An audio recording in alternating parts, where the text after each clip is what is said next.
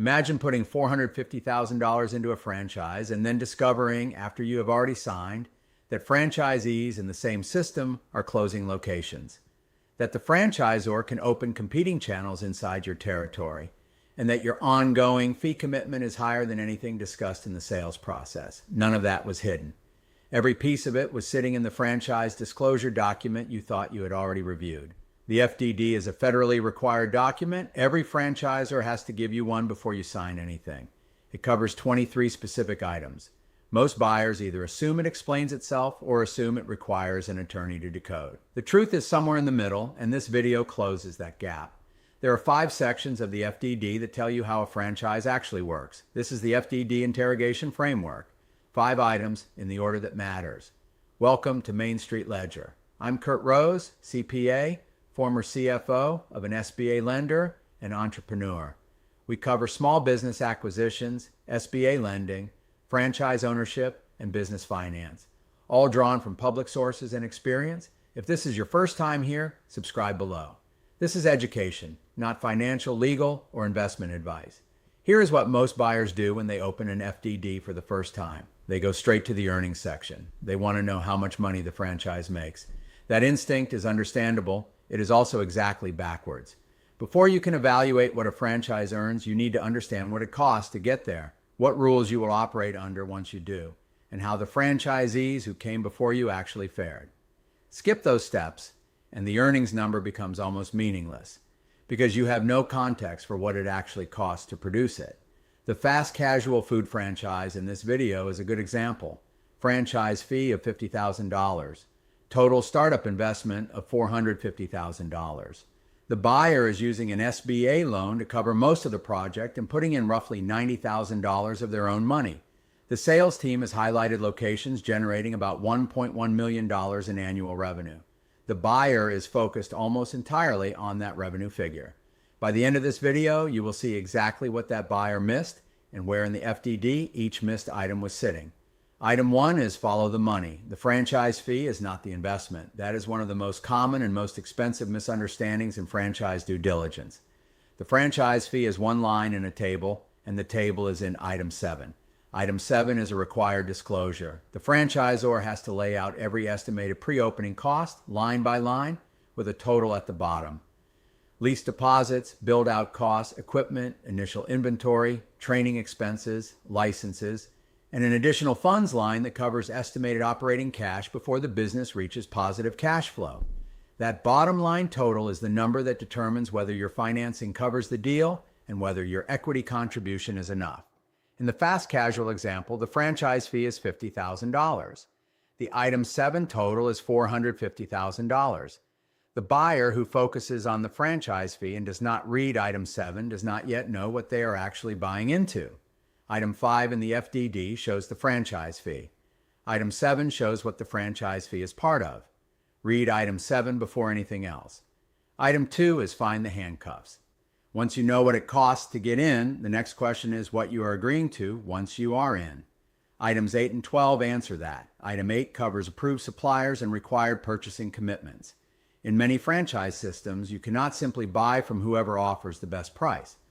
The franchisor specifies approved vendors and, in some cases, mandates specific products, technology platforms, and service subscriptions. Those requirements affect your food cost, your operating cost, and your margin before you serve a single customer. Item 12 covers territory, and this is where a lot of buyers get surprised. The sales conversation may use the word exclusive. Item 12 is where you find out what that word actually means. The FTC has been explicit on this. Even where a franchisee receives a defined territory, the franchisor may retain the right to sell through websites, catalogs, or other channels within that same area.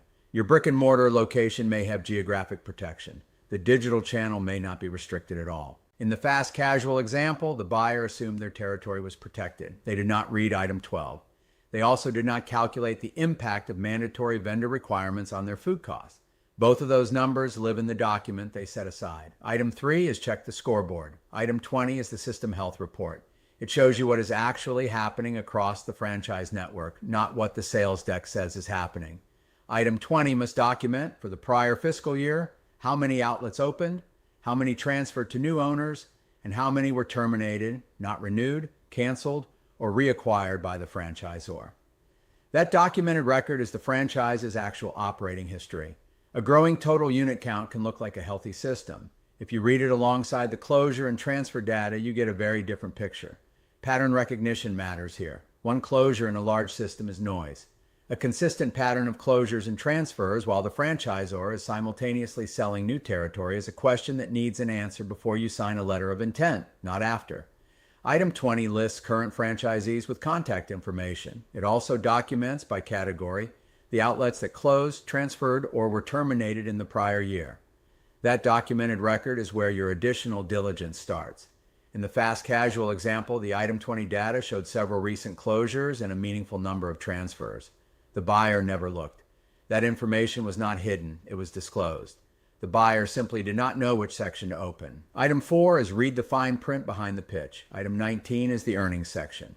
And there are two versions of Item 19 that every buyer needs to understand. Version 1, the franchisor makes a financial performance representation. If they choose to share earnings data, it must appear in Item 19. Revenue figures, average unit volumes, profitability ranges, whatever they disclose goes here. If a number came up in a sales meeting or a broker conversation, your job is to find that number in Item 19 and compare what was said to what is actually documented. Any earnings claim that does not appear in Item 19 is a diligence flag. The claim carries no FDD weight, and if the reality does not match, you have no document to point to. Version 2, Item 19 is blank. Franchisors are not required to make any financial performance disclosure. A blank Item 19 is not a clean bill of health. It is an absence of information you were hoping to find. A thin Item 19 that shows revenue but not profitability is also a signal. Both versions tell you something. The buyer who understands this reads Item 19 very differently than the buyer who assumes it contains everything they need. In the fast casual example, the sales process highlighted $1.1 million in annual revenue. At that revenue level, the royalty fee alone is $66,000. The brand marketing fee is another $33,000. That is $99,000 committed to the franchisor before rent, payroll, food cost, insurance, or debt service. The earnings figure was not necessarily misleading. The buyer simply never learned how to read the document that explained what it actually cost to produce it.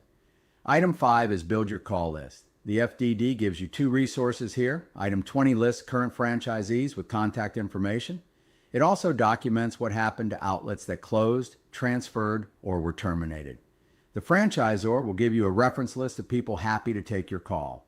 The FDD gives you a broader picture of the system those people are operating inside.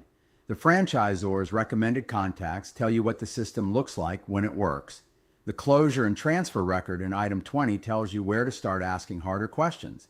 The FDD tells you what happened to those locations. Finding the people who ran them takes additional effort. That effort is worth it. Those conversations are often the most useful ones a buyer has before signing because those people have no reason to sell you on the system. This is also where the attorney fits into the process. You build the call list. You have the conversations. You bring what you learn to an attorney with franchise experience who evaluates it against the full FDD, the restrictions, the disclosures, and the gaps in the disclosures. The buyer does the legwork, the attorney does the legal interpretation. Neither step replaces the other, and both are necessary before you commit $450,000 to anything. Here is what to take away from this video. The franchise fee is not the investment. Item 7 shows the full cash commitment, including pre-opening costs and operating reserves, and that number is almost always significantly larger than the figure in the sales conversation. Exclusive territory in a sales meeting is not a guarantee until you read Item 12. The franchisor may retain the right to compete within your territory through digital and other channels, regardless of what the sales process implied. Item 20 is the system health report and the starting point for your additional diligence. Read it as a trend, openings, closures, transfers, and terminations together, not as a unit count. Item 19 can be blank. That is not a disclosure. It is an absence.